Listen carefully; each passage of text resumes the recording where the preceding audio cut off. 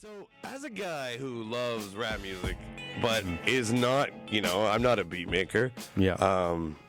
I mean, sometimes depending on what order I've eaten certain types of beans, I'm good. But, other than that, DJ Veggie Butt, you got a little machine here. What is this machine called? So this is actually called the Machine. Okay. I felt like I led you a little bit on that. Yeah, this is the Machine. So it's interesting how I even end up going here. So I'm a diehard FL Studio guy.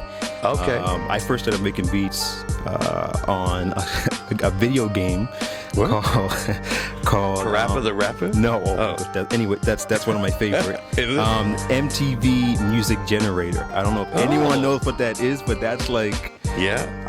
What I used to do, because I wasn't creative to make my own beats, I used to remake beats like crazy. So I've remade like Drop It Like It's Hot, I remade like Laffy Taffy, so all these like these beats, but I remade it on this PlayStation game. And Nix, if you're out there listening, shout out to you, that's my bro. He was like, you need to kind of, I don't understand what you're doing with a video game, but you need to kind of think about doing something different. Yeah. And stepping up your game. So he introduced me to FL Studio. He was like, yo, download this, play along with it. And from there on, that was like FL Studio, like 3 or 4. I was like into it, just going. And then damn Apple. So I'm a Mac user. FL Studio is strictly PC. I learned this recently. Yeah, but I use other programs as well, but that's what I'm a diehard FL fan. And I had a program on here that I could use Windows and Mac OS together, that's why I was making a lot of my beats. Right. And when I upgraded by mistake to this new Yosemite thing, it said, "Hey, what the hell were you thinking? Yeah, this ain't happening on ours." So I lost my FL on my Mac, and this is the only computer I got rid of my PC. It was like, oh, I'm golden now. Right. So I sold that. Damn. So I was stuck, and I can't even use Pro Tools now. So sorry, people. I know I got some mixes out there that are not being done right now. But I said, you know what? I've been researching this for years, paying attention, and I just been going with it. So, all right. You're gonna make a beat for us here. Like we're gonna try to make something happen here. Yeah, we can do that. All right. Let's say that you're gonna. Like, where do you start?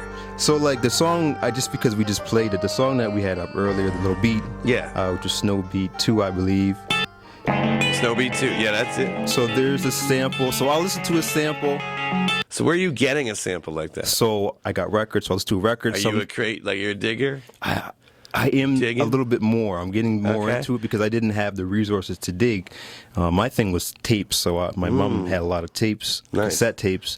So I would take the tapes and record them. A really stupid process, but that's what I had to do. And then I started just digitizing a lot of that stuff. So I have a lot of samples, but also I'm a collector too. So a lot of people online will make sample packs, and I'll take that and I'll hear like, oh, that's sick. And then I'll see what I can do. So like with this one, we just listened to. So I heard that. Ooh. So what you have to do, and we got a producer here behind the camera. So sometimes things are not on beat, so you got to chop it up. So that little chop is what keeps my sample going on beat. So just that, like in there, you'll hear a little din din din. Yeah. That's just to keep my tempo going. Is that to almost hide that it doesn't fit? Yeah, so to speak. And then you just start trying to find some drums for it. Yeah. So if you were to start from scratch right now, now you're in a weird environment here. You're like, cameras on. Yeah. You're on air. You're live. So what's the vibe? Like where do you start here? Do you start with a sample? So because we're just here, I don't have my keyboard with me. So I like to limited here. I like to kind of play around with some keys to figure where I want to go. So finding a melody is important, sort of thing first. So depends who I'm with. So if I'm like, say, I'm going to use Nick's example. When I'm with him, he loves samples. Like he's like, throw on a sample and we'll make something. So like I'll just go through a bunch of samples. Let me just turn up a little bit. So we'll just be going through. So we'll hear something. Okay. Oh wait, what's that? So say we just take that. No, I like that. Oh, I like that. I'm a sucker for like high-pitched soul samples. So we'll just take that. And so what I'll do is... So now you just... Yeah. All right. So I'll see... So you've assigned that to a pad. Yeah. And now we're just looping that, right? Yeah, so I'll loop it, or I'll go in there and say I'll find something I really like. So I kind of like that snare. Ooh. So, just go through and just mess around with some cuts. So what are you doing here? Like, describe when you're turning that knob. So what are you doing? To the radio world, so what I'm just doing is I'm going through, I have the sound, the wave. Okay. So I'm just going through, listening, and then in the machine you can make a start and an end points on each pad. Okay. It's kind of like, if you can envision it, it's like an MPC. So I'm just assigning certain parts of the sample to the pad. So to that one pad, you just have that ha ha ha ha ha part. Yeah. So I have the first part.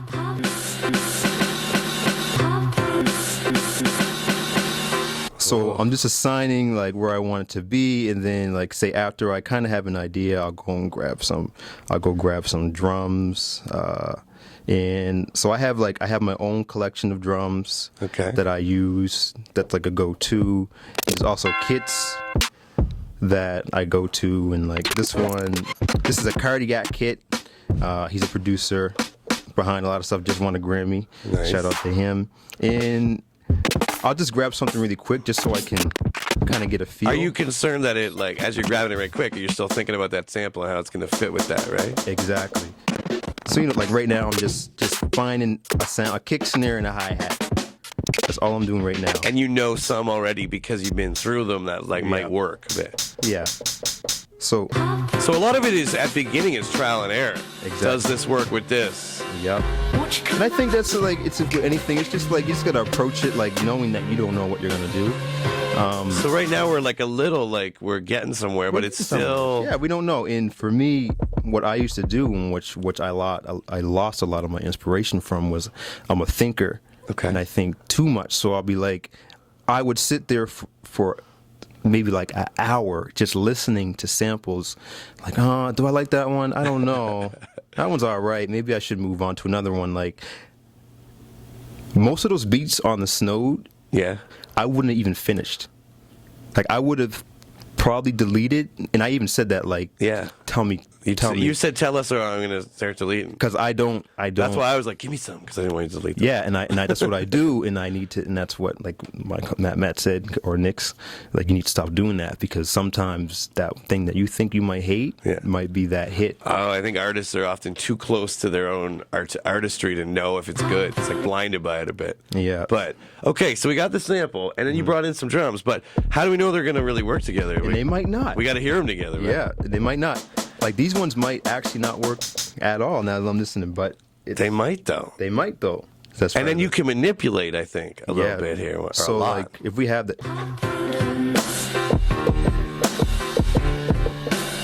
Oh, I pressed the wrong one. So this sample is not really on... It's not really on beat, but... And then it comes down to literally like kind of a new age drumming, hand drumming.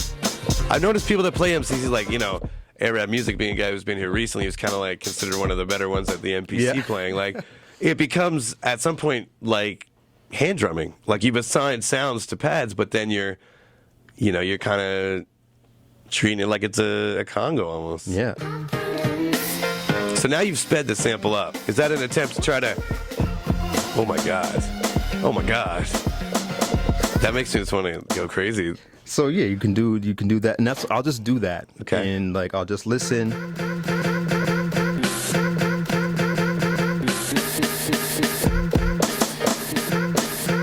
How long does it usually take you to go from like taking a sample or something to a finished product? If you needed to, like, if I was like, look, you got to finish this, you can't just throw it away when you're not done. For me, it's really like, and this is what, like, I talk about that inspiration going, because I'm such a, like, when I do something, I really try to put as much as I can into it, and it will take, like, I have beats that I haven't finished for like years. Yeah. Just because I don't like the way that kick, and I'll sit there, like, I'll have that kick. So when you're turning that, you're moving the pitch of the pitch. So I'll like do that, and then I'll like even start doing half steps. Like, okay, that's cool, but let me just like, okay, like, and I'll do that for the longest time. Right. And people be like, what the hell are you doing? It's just like that mentality. And a lot of things, like I posted this tape on a forum, and a lot of people are like, wow, like, this is really crisp. And to hear that, in terms of like the quality of the sound, and because I'll sit there and I'll just tweak things forever, right, to a point where I should just stop, but I don't. But with this, I said, you know what, I'm doing this, and this kind of helped me kind of say, you know what, I don't need to go. Good limits in a way. Yeah. When did you first start doing this? Like making beats and making music like this? Geesh, probably when I was 14. Who showed you, or who'd you learn from? So self-taught? When I started self-taught on that video game, like I said, my cousin Nix, he showed me Fruity Loops, and then later on, like when I was like 16, 17, I met James McQuaid, MCJ, who's homegrown. He's the man. Yeah. And he was like, you got some potential. You do some cool stuff, but you just step your game up a little bit. And I was like, what are you talking about? Like, I'm great. But, you know, but that's just a young, appropriate 17-year-old response. I'm like, I'm great. Did you hear what I just did? Yeah. And he was like, yeah, that's great, but you can do a lot better. And he's the one that kind of showed me, like, yo, you have potential to do something really, really cool, and you can inspire people to make beats if you just take it that other step, because he's been in the game forever. And at the time, he was like, there's going to be time where I'm going to be nobody, but I want to feel like there's somebody in this, whoever it is, in this Nova Scotia scene, that I can feel like, all right, someone's still doing this production. Wow, that's pretty huge, man. Yeah, and this was like, I was a young kid hearing all this stuff from MCJ. He's a god to me. I remember being in like junior high, and those guys were popping, and they had, you know, Much Music, and they had like a deal, and it was the first time, no joke, it was the first time that I was like, oh, rap music really happens here? Like, I knew my friends were rapping and trying stuff, but like, that was like, wow, that's great. These guys are so cool. And they came to my school one time, and I was like, I really was blown away. Like, I really was like, I'm meeting superstars. They're on Much Music. Yeah. And this is back when, like, you know, nobody had access to like filming things or make it. Like, you had a video that was huge. This is like, you know, the early 90s, right? Mm-hmm. It's crazy. And when I think about it, it's like, I spent so much time in the studio just sitting in the background watching this guy absorb it, just doing what he was doing. It's just like, me at the time was like, oh, this is cool, but not really knowing, because I didn't know the history because I was young. Right. And then as I got older, people were like, oh, you were the guy that was always kind of hanging around. So it doesn't surprise me that you're a little bit of like, hey kids, come on in, hang around, and be all right. And when it's your turn to shine, you know, you can take the reins. It's like people let you sit in on stuff where you didn't need to be there, probably weren't really doing much for them. No offense to you, of course. But, but I wasn't. You know, what are you doing? You're just sitting over there, some kids, but you're absorbing it. Mm-hmm. And sometimes I think we forget that. We got to let, you know, if they act up, like, hey, you got to go outside, they can't see this cool stuff. But hey, it's like that's that ingraining, right? Like where you start to see, hey, I got to give back too.